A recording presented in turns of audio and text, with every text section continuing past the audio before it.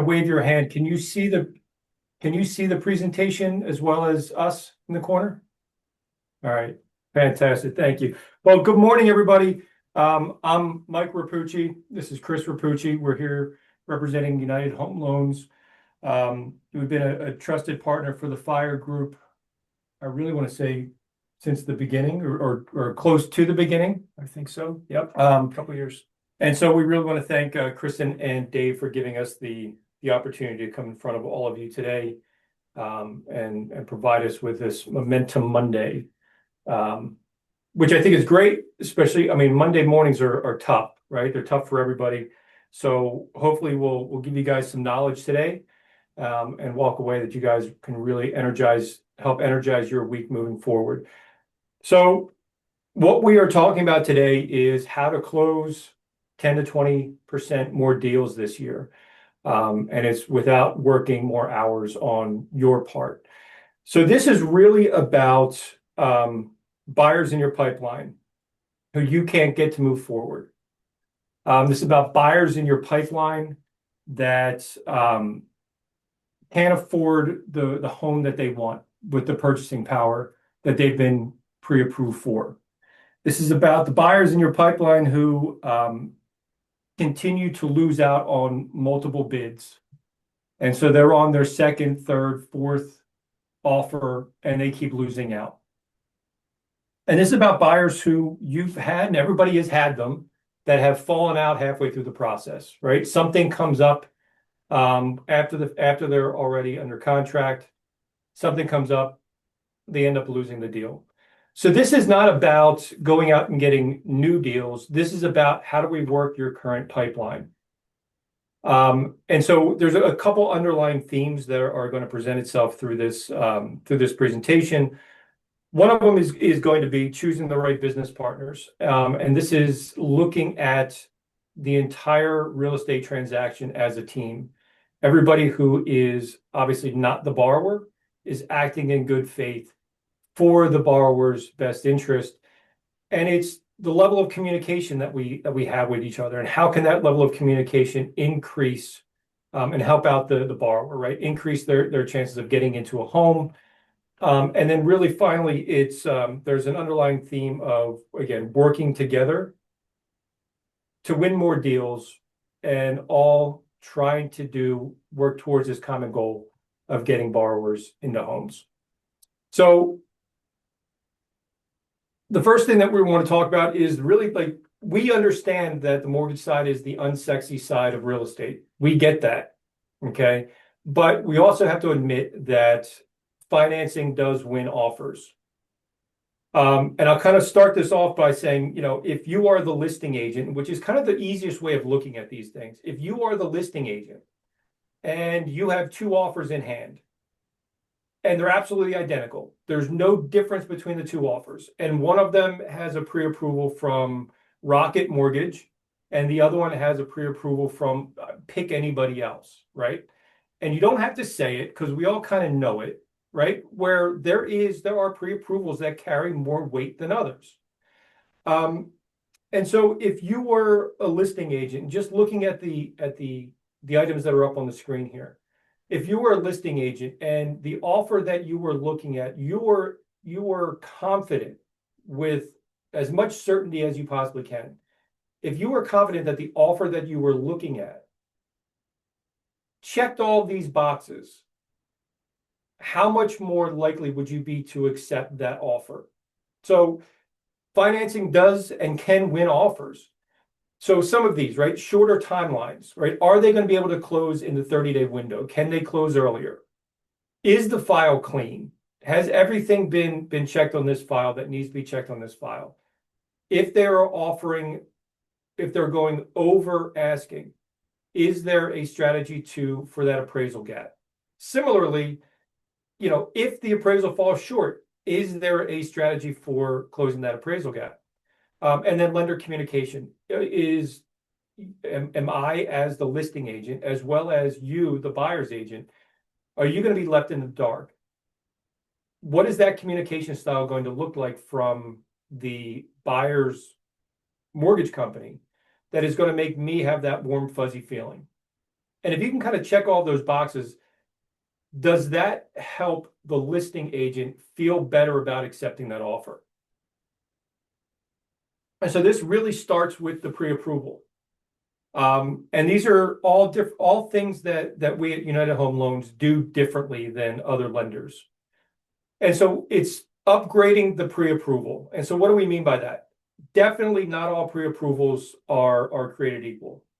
And so I cannot tell you the amount of times that we have sat here, not in this room, but at our respective desks, that we have sat here and gone through where we are the second set of loan officers, right, or the second mortgage company, and we've had the conversations with the clients of, they're in a rush, they want to get a second opinion, or they need to try to get a lower interest rate, whatever the case might be. And we say, okay, you know what, just send us all the documentation that you already sent the other lender. Now, mind you, the clients are sitting there with a pre-approval in hand, a full pre-approval. And do me a favor and send me the pre-approval as well. So they send the pre-approval over, but then they say, but we never sent any documents over to the other lender, right? So this is what, hold on one second. So you're sitting here with the pre-approval in hand, but the other lender never even reviewed any documents. That's what we're talking about. Yes. Okay. So how do you actually have a pre-approval if your income has never been reviewed? If your assets have never been reviewed, credit has never been, credit set aside. But even just those first two items, how do you actually have a pre-approval? And so these are the reasons that face value so many deals fall apart. And so when we're taking a look at things like income, and this is some stats that I had printed off. I think it's 14.9% of real estate transactions fall apart due to the mortgage side of things, fall apart as a result of miscalculations of income, or not documenting income correctly. So it falls apart in underwriting, right? So think about that. 14.9% of all mortgage transactions fall apart as a result of incorrect income calculations. So the income needs to be verified upfront. It needs to be tied down, bedded down very, very early in this process. When we talk about things like assets, it's not a matter of just, do they have the money, do they not have the money? So Fannie Mae and Freddie Mac have had they've had it out for certain cash apps, all right, especially over the past 2 years. So things like Apple Pay and Venmo, where we are now forced to scrub the bank statements much more rigorously than we ever had to in the past. The reason is these cash apps do not show up on people's credit reports. So we need to make the determination of, is that a reoccurring monthly debt that has to be added into their debt to income ratio? So we have had loans coming into us where they're like, you know what, they just no longer qualify because their debt to income ratios are too high, because the other mortgage company didn't realize that there are these cash apps. Credit analysis. The credit is one of those things. It is so much more than just the credit score. All right. And there's a lot of information that's presented on there. But and I'm just using some examples here. Another thing that kills deals is you have an FHA loan. So on an FHA loan, you cannot have any of your accounts in dispute, as an example. All right. Well, if you have a collection account that's in dispute, and the loan officer comes in and says, well, you know what, that's fine, we'll just take it out of dispute. Well, if it's in collections and they touch the account, it can lower their credit score. So if you have somebody who is a 620 or a 600 credit score, and they're just sneaking in as an FHA loan, it can absolutely blow up a deal. So there are things that we want to make sure that we are doing up front in order to ensure this stuff doesn't blow up later, which is kind of comes to that fourth point there. We're trying to identify as many conditions up front as possible. So that stronger approval will give you that stronger offer and end up with fewer surprises and fewer loans blowing up later on.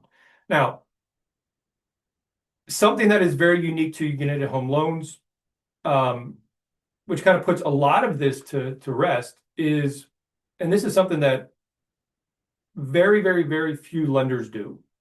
But we have the ability to fully underwrite the borrower prior to even putting an offer out on a home. So we could take that borrower, all their documentation, actually submit it into a lender, very specific lenders, okay, have it go through underwriting. So we have a 3/4 of a mortgage commitment prior to them even putting an offer in on a home. So all of their assets, all their credit, all of their income, everything has been fully underwritten, not just by us doing our preliminary underwriting, right? By an actual underwriter who's going to stand behind their findings. So the ability to be able to do all of that and have you as a realtor have that much more confidence in the offer that you are submitting is a pretty powerful tool to have.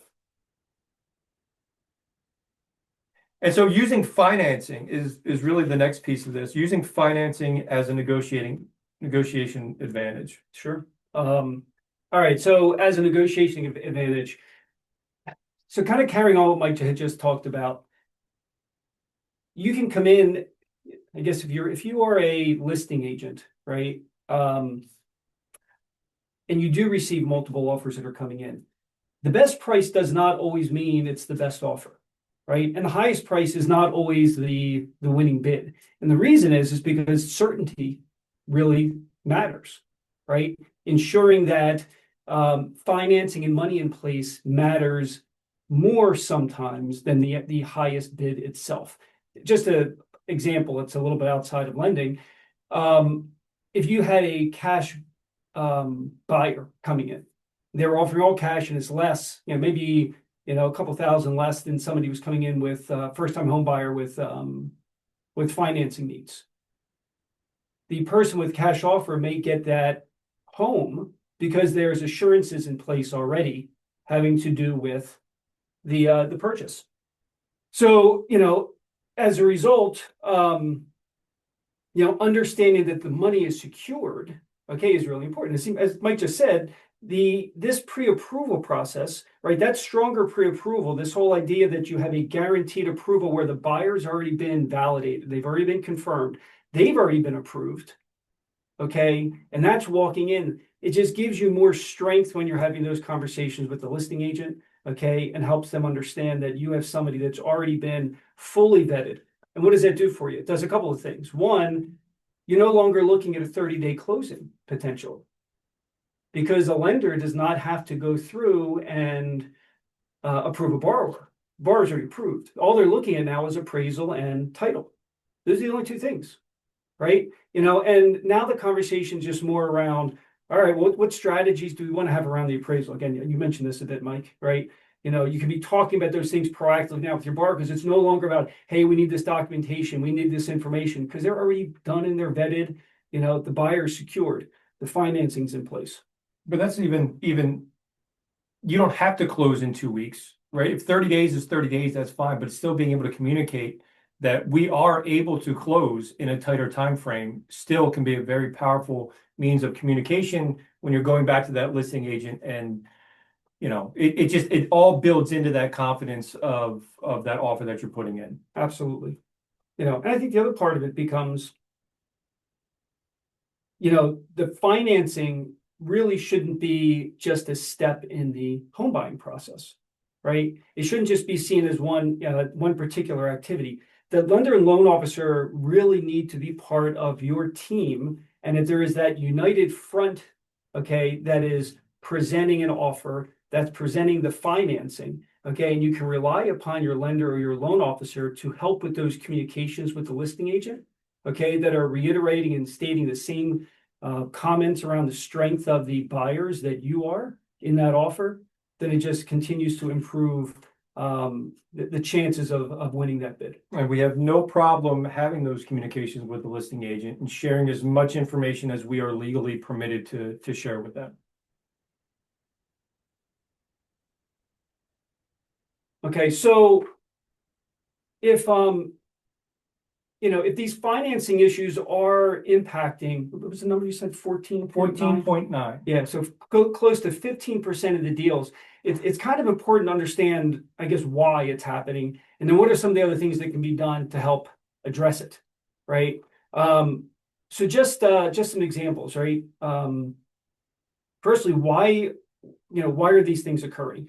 And we kind of put it in two different buckets. I mean, one could be an issue with the borrower, right? Truthfully, I mean, it could be borrower transparency, right? Maybe they forgot to disclose or didn't disclose the fact that they have a tax lien out there that we wouldn't find out until we run title on the individual, which would happen later in the process. Or maybe they, even though we tell them not to, they take out a new credit card to buy appliances for the new house that they just won. Unfortunate situations do arise where people lose jobs, things like that. All of those things could potentially occur. So there are reasons why transactions fall apart on the mortgage side that are related to the borrower or to the buyer. But I think also there's a lot of times where, again, you kind of hit on this a bit, there's mistakes by the lender and the loan officer, right? If the lender or the loan officer doesn't understand the guidelines and doesn't understand how income is calculated, okay, which I think is probably one of the biggest challenges that we've seen, things can potentially fall apart. And there's lots of examples of why income doesn't get calculated properly. Self-employed is really, it's not the easiest way to assess and understand when you're just looking at how much somebody potentially makes. Really understanding their tax returns and understanding what expenses exist out there needs to be understood as well. We've seen plenty of examples where people are taking a self-employed borrower's, here was my net income last year, and don't take into consideration the expenses based on their tax returns, and it comes back to bite them. And it bites them because they issue that pre-approval, and suddenly they're no longer approved. But there's also just other miscalculations that happen. Teachers, for example, if you're not asking a teacher, are you paid 9 months out of the year or 12 months out of the year? And we've seen this time and time again. You're potentially approving them for a larger home and for a larger purchase than what they can actually afford and what they're going to be approved for. So there could be a pre-approval that is, truthfully, when you get into the underwriting side of things, not going to work. This again is why pre-approving with the lender itself, with an underwriter, that stronger pre-approval is really important. So, and then one of the other things that I think we've seen where some deals are starting to fall apart is just questions not being asked of the borrowers, right? So there were some recent guideline changes around citizenship, for example. FHA and conventional mortgages FHA and VA, all government mortgages, are no longer available to, what's the title? The visa resources, why am I drawing a blank on the word? I don't know. Yeah, so on certain visa resources, they're no longer allowed to purchase homes. You need to either be a green card holder or you need to be a U.S. citizen. Yeah, it's the type of visa that you're holding. Correct. So this is one of these things. If you don't know about this up front and they're only available, they're only able to afford an FHA mortgage, that deal's going to fall apart up front. So those questions need to be understood. So the knowledge of the loan officer, but coupled with the ability to have underwriters at your disposal for when you don't understand those guidelines, is really important. So how can you kind of avoid this? I mean, there's really a couple of different ways. One, you as a realtor, you can certainly understand the guidelines, understand all of the, become a loan officer, and we have a program for that, and we were happy to talk about that. But understanding that's not necessarily what most people want to do in terms of the detailed loan officer activities. There's that possibility. You could also partner with a lender or ensure that you partner with a lender that has multiple product options, right? So going back to that citizenship and that FHA example, okay, just because somebody doesn't have the right visa type doesn't mean they can't get a mortgage. It's just they can't get a government-related mortgage. So if you're lender or your loan officer doesn't have all of the tools at hand and all of the products at hand in order to get your borrower or your buyer the financing that's needed or required, things could potentially fall apart. And this is also where I think the communication comes into play, right? We can legally tell you as much as we can legally tell you as the realtor, from a loan officer to a realtor, but that communication should be taking place, right? Of where is this borrower in the pre-approval process? What are the potential hangups? What are we waiting for? And things like that. So that you're never in a situation that you just send your borrower to a lender and, yeah, I'm not exactly sure what's going on with them, right? So we really do help to make you or have you understand the potential limitations for a borrower, what we're trying to do to overcome them, what those timeframes look like, and just regarding that debt to income surprise that's on there, right?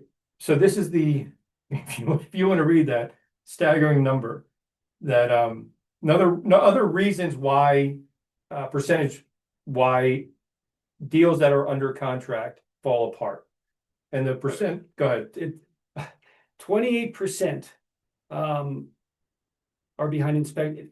Issues where the lender determines the buyer does not qualify based on income or debt to income ratios, even if they were previously pre-qualified. 28%. And that's not including the 14.9% that we mentioned before, right? Oh, that's staggering. It's insane how many deals fall apart that should never have gotten under contract or could have been saved much earlier in the process. You good with this slide? Just one other thing. So I guess, kind of this last point here as well.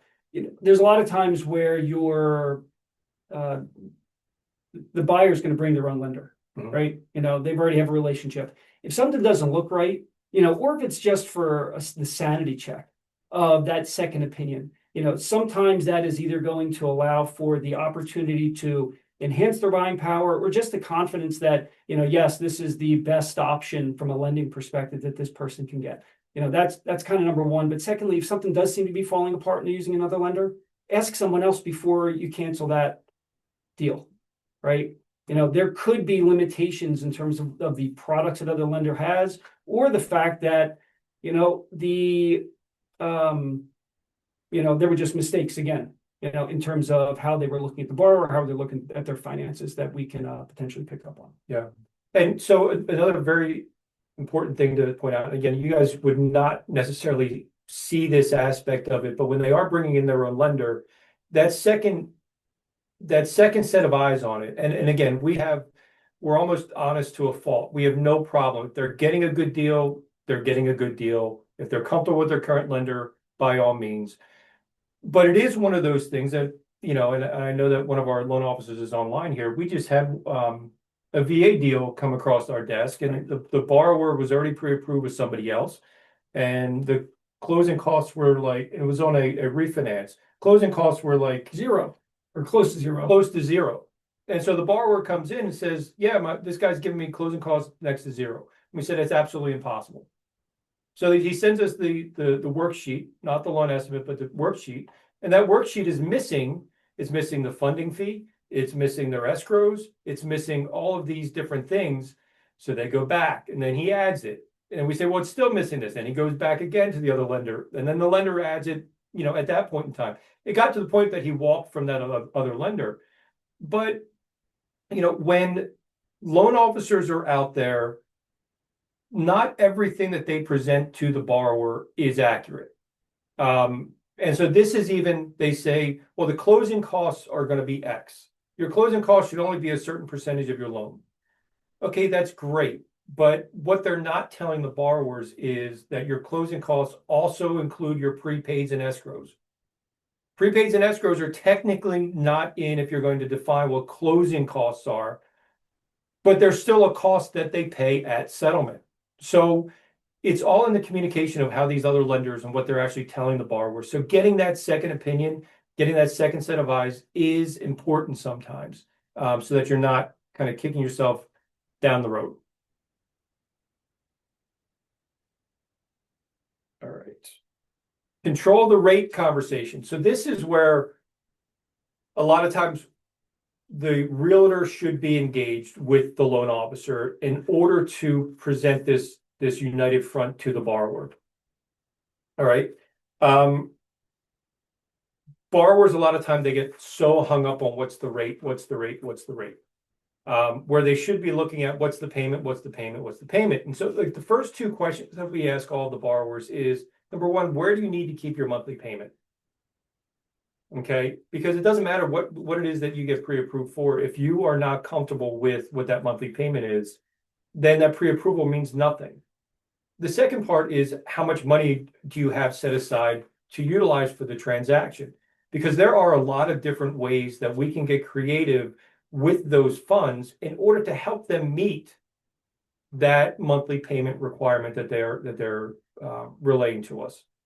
And so, the messaging from the realtor side is and from our side, but it's really, again, that united front is to stop the waiting. Now, we're never ever going to put our borrower in a situation like we are always out there to do what's right for the borrower, but sometimes it is this mental block that they have, right? Stop the waiting. The house that you are looking at or that you are potentially going to be interested in is never going to be cheaper than it is today. Right? And we communicate that out to the borrowers as well. And we do that through, listen, we can refinance. If you're really hung up on the interest rate, we can refinance that loan at any point in time.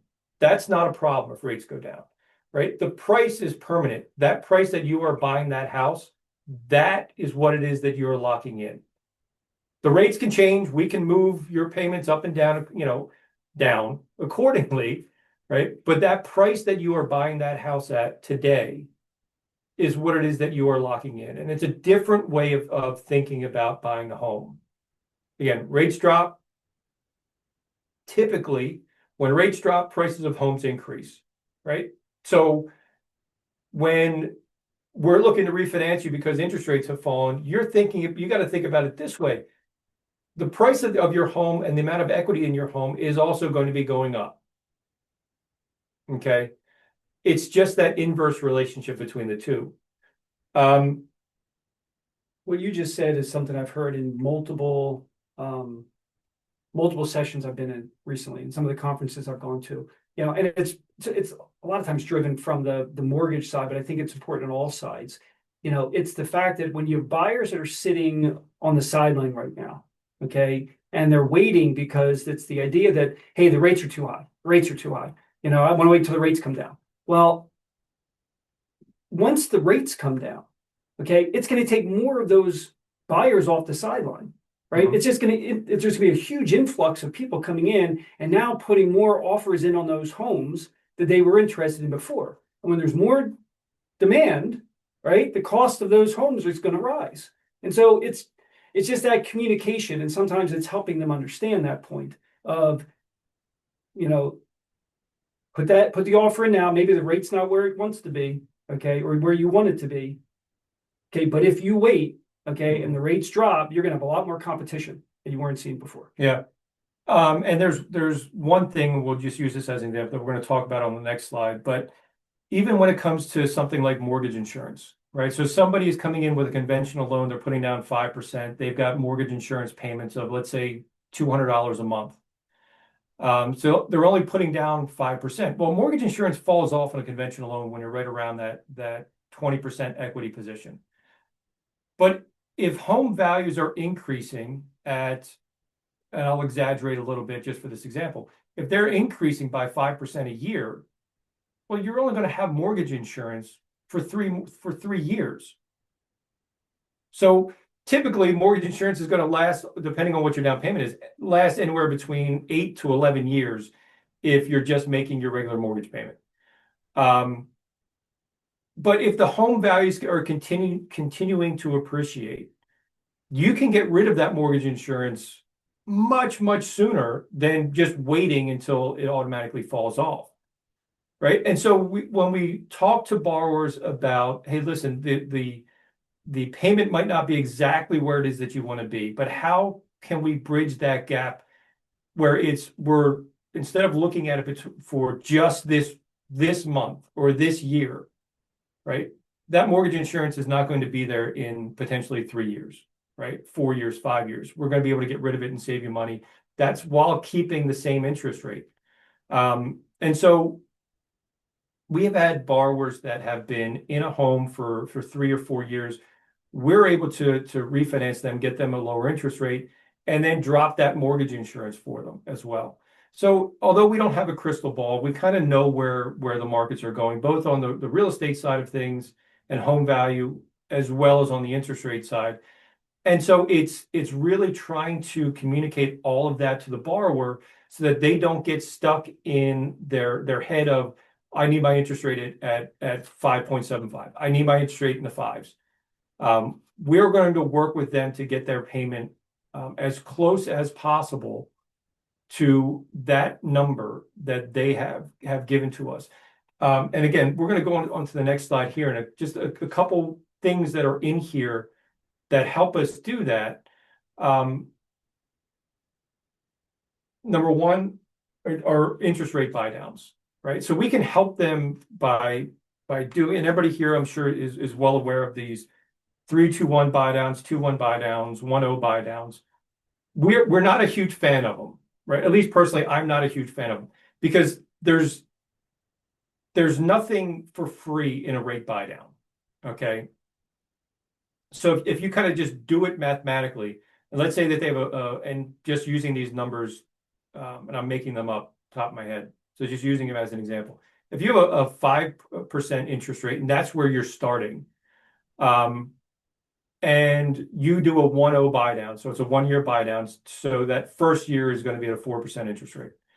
Well, if you take your monthly payments over the course of the year at the 5%, and then you take your monthly payments at the 4%, the difference between those monthly payments, that's the cost of the buy down. So when you're going into asking for a seller credit in order to pay down, or so that the buyer can do a rate buy down, there's no fuzzy math with this, right? The difference in those payments is the cost of the buy down. So a client can either say, oh, you know what, I'm going to take that, say, $2,000, and I'm going to buy down my interest rate so that my monthly payment is at the 4%. All right, great. Or you could take that $2,000 in seller credit, kind of hypothetically thinking about this. You take that $2,000, you stick it in the bank, let it accrue some sort of interest, and then when your monthly payment is due, you're paying at the 5%, but then you're taking money to pay for that 5% interest rate. You're taking some of this money out of the $2,000 that's just sitting in your bank account. So it's not really your money out of the $2,000, it's the seller's money out of the $2,000. So although it's there, some buyers are just like, nope, I just want my 4% interest rate for a year. Perfectly fine. But there are reasons why we would say, okay, hey, listen, let's think about it in a different way. I'm not sure which ones you want to take out of here. You can need a couple. Okay, that's fine. Seller credits. Obviously, if somebody is short on cash to close, you as a realtor can always go back and request credits. We also help with, now keeping in mind there are limits on the seller credit, depending on what their down payment is, depending on what the type of mortgage is, FHA or conventional.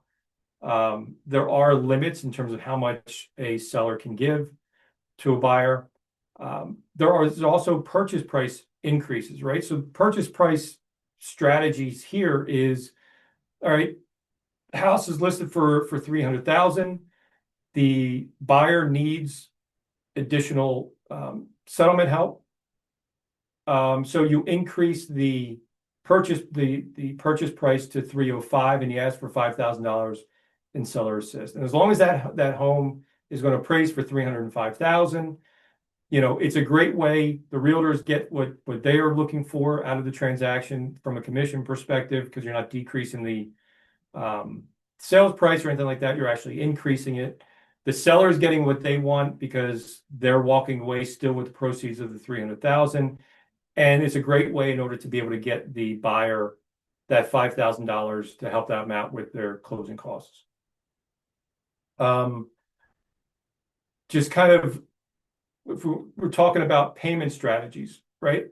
So this is one of the areas where we talk about mortgage insurance because it's an easy thing to talk about. Actually, that's one of the separate points. I'll just jump over to that one. We talk about mortgage insurance as an example.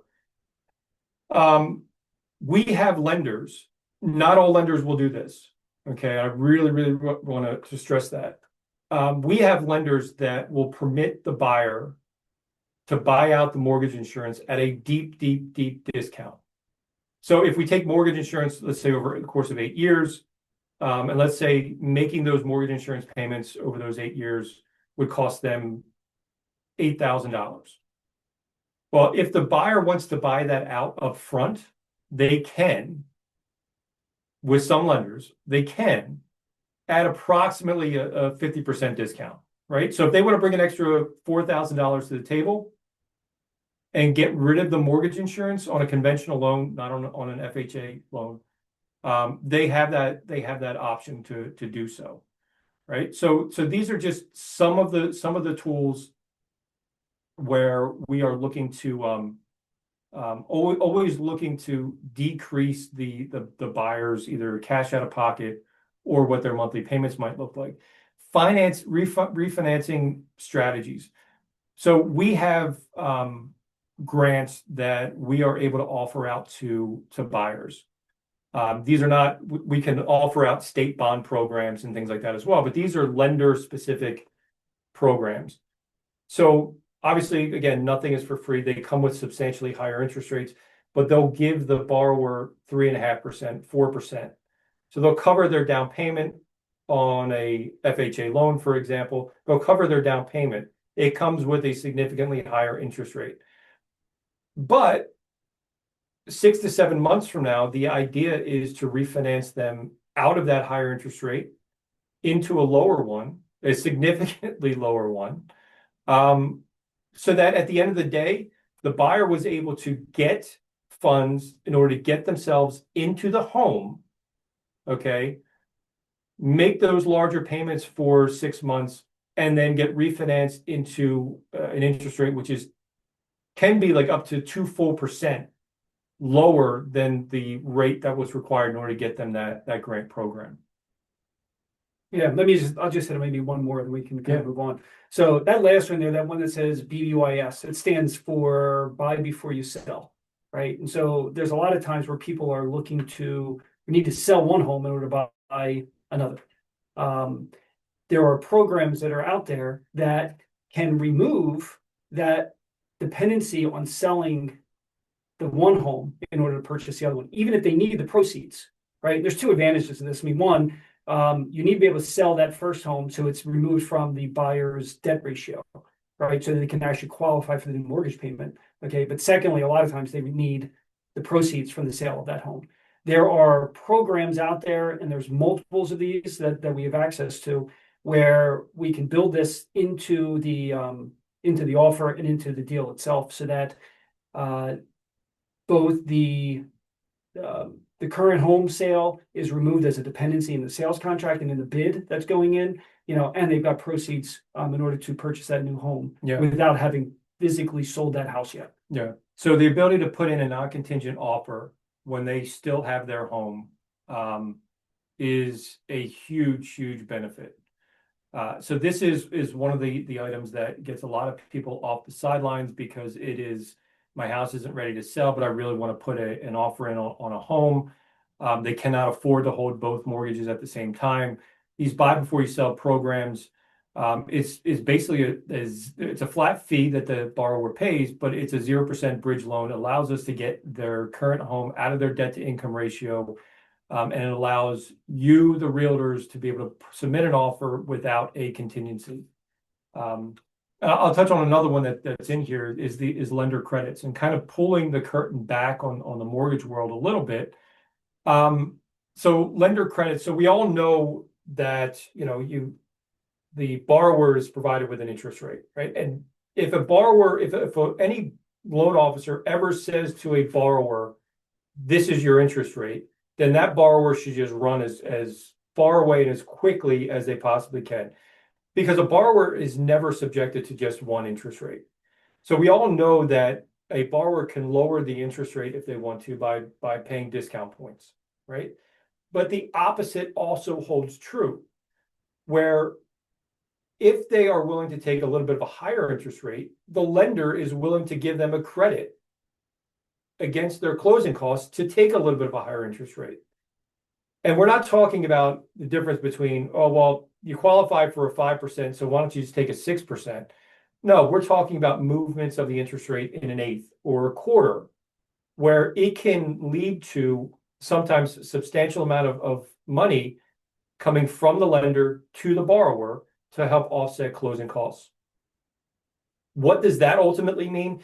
Any amount of money coming back to the borrower can potentially lead to that borrower being able to afford a higher price point. And that is extremely important to note, right? They're not using their funds for closing costs. They're using the lender's funds for closing costs. They can now use their funds to afford a higher purchase price.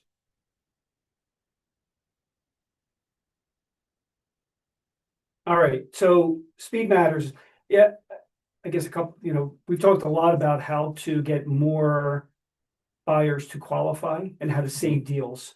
I think this is a little bit more about how to actually expand and grow as well, because speed with the current transaction matters, right? And I'll elaborate a little bit or expand upon that a little bit. It's the turnaround times in addition to just speed, and that's speed to close. It is speed for approvals, but it's also around communications and timely communications. All of that matters in the course of the purchase transaction for the buyer. And I think the faster that it moves, okay, the easier the communications actually are. That speed to approval, the speed to closing means that the process itself is going to be smoother for your client. There's going to be smoother for the borrower, and a smooth process usually results in a happier client, happier buyer. It all went through no problem, no issues, really happy with it. And what's going to happen? They're going to go out to your Google site or give you 5 stars on your Google ratings. They're going to, write the recommendation, and then they're going to provide the referrals. And it's really about a smooth process, okay, which is driven by speed, which is driven by turnaround times, is going to lead to more opportunities. And just on that last point, stronger reputation with listing agents. There has been so many instances where the buyer's agent has come back and said to us, hey, the listing agent knows you guys, and the only reason that they're accepting this offer is because they know this loan is going to close, right? It's a huge win in your pocket. And that's really what it is, that we are in the business of not just getting the borrowers into homes, but we're in the business of making you guys look as good as we possibly can.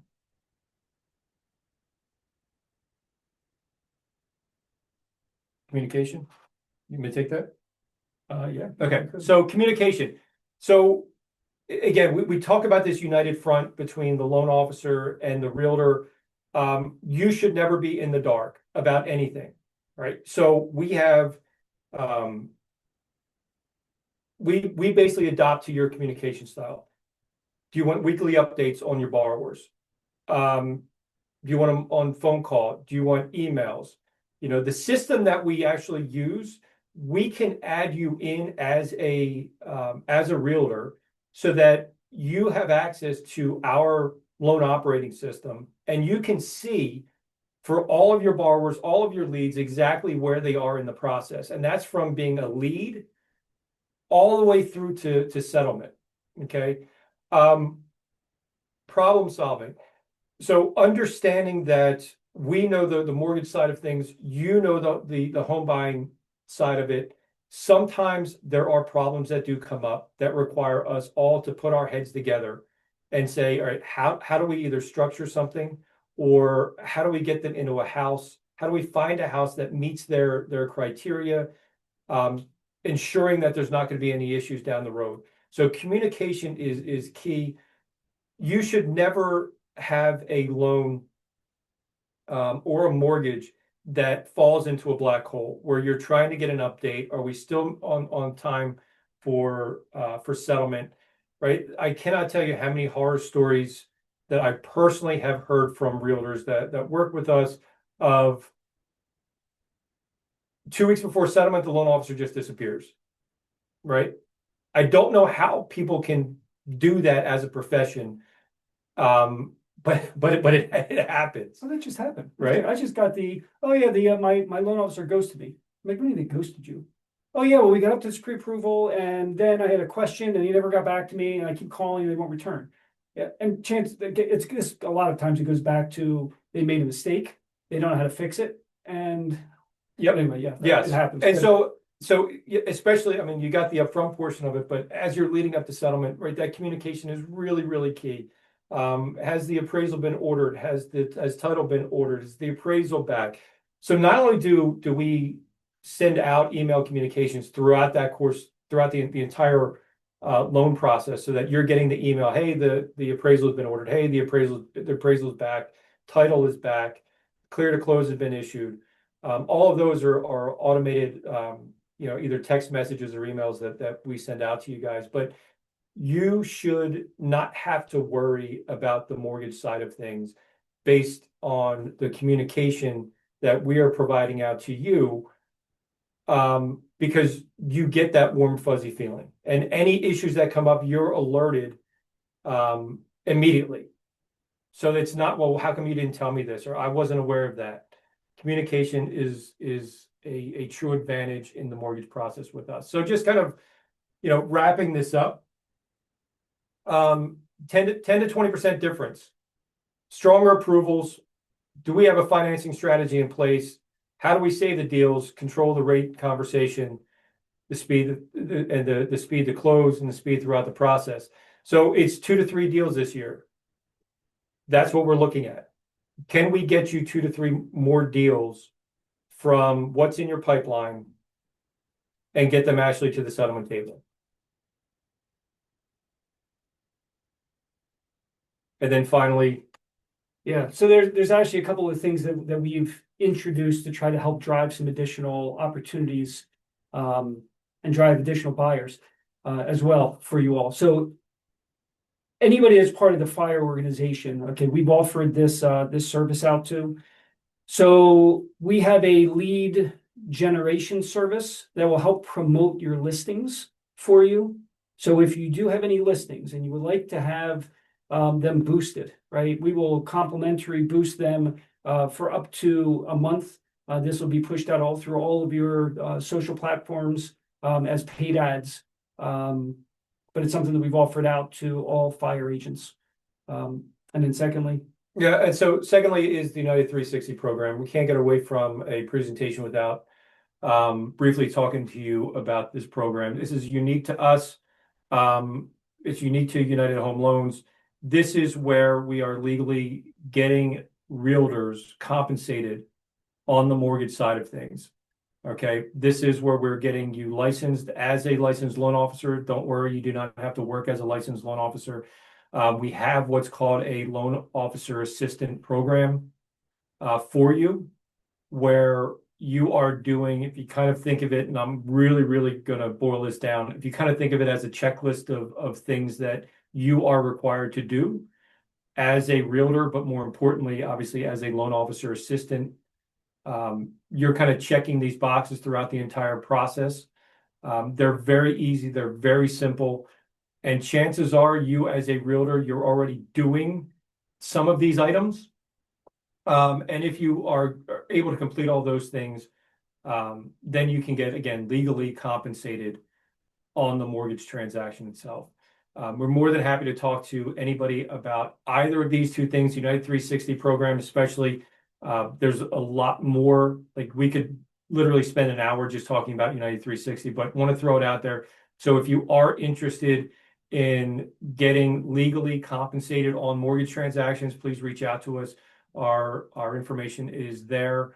I did not, unfortunately, put our email addresses up, but Kristen can send that information out to anybody who's interested as well.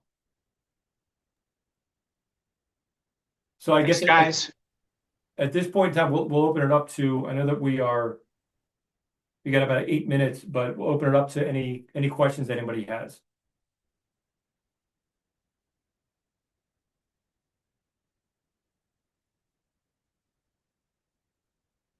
Hi, I have one. I actually put them in the chat. I had a couple of them, but one you answered. When you went through finance, um, when you went through finance options and talked about how, let's see, where was it? Can't remember. We were going through the Recasting. tools. I asked about recast. Does that only happen if it's a bank as a lender? No, Can you use so that?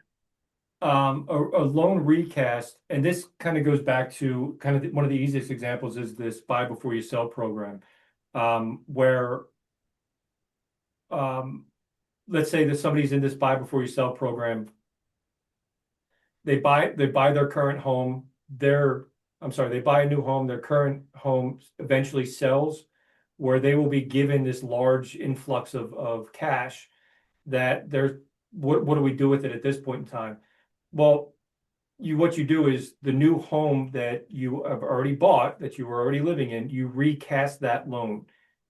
That is has to be at least $10,000. You take that lump sum of cash, you call up the mortgage service provider and you say, hey, listen, I'm going to send you a check for $100,000 or $20,000.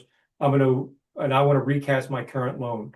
Okay. That recast, as soon as they receive those funds, they're going to lower the principal balance on the loan and then re-amortize it so that your monthly payment actually goes down. So that it is the equivalent of when I bought the home, I had that extra $100,000 to put down towards principal.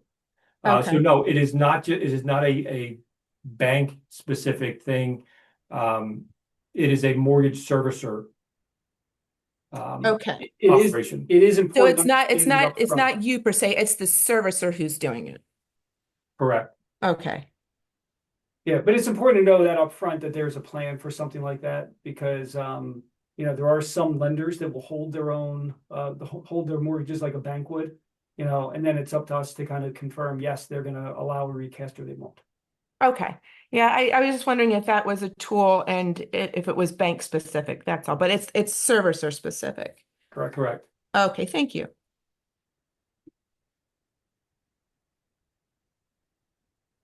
Great. All right. Well, listen, so if anybody has any questions, always please feel free to reach out. Kristen, I think we are good here.